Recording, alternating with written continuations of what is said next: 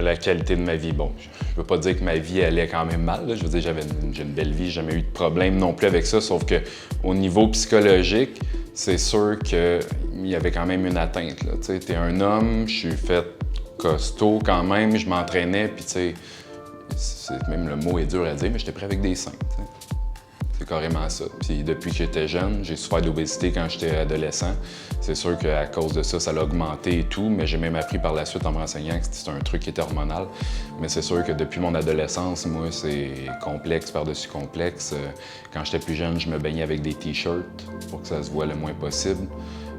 J'étais mal à l'aise, je me redresse tout le temps le chest pour que ça apparaisse le moins possible. Fait que c'est sûr que j'étais énormément complexé de ça.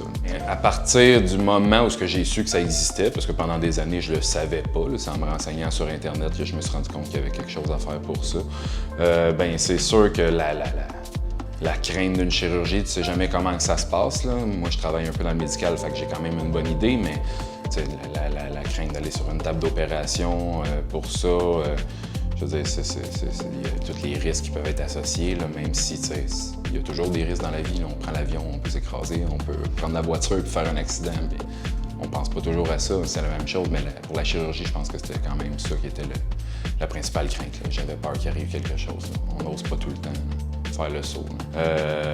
J'ai été aussi lire sur le doc quand même, quand je l'ai trouvé. J'ai été me renseigner sur ce qu'il fait, ses études à McGill puis tout.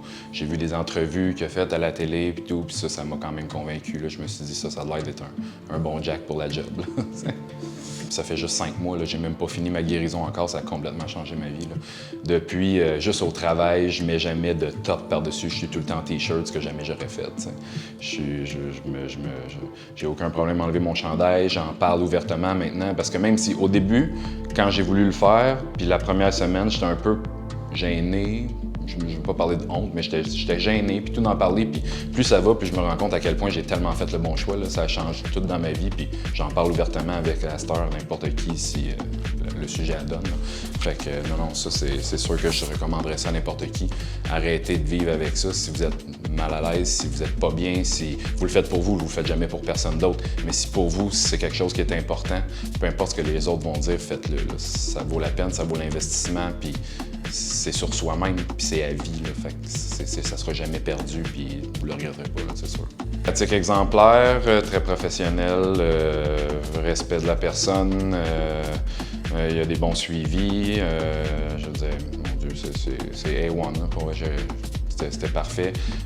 La clinique ici, c'est parfait. La salle de chirurgie où j'ai été opéré, le staff, j'étais bien entouré, je me suis senti en sécurité. La sécurité, c'est super important, surtout quand on a des craintes au début par rapport à ça, ce qui risque d'être le cas de bien des gens.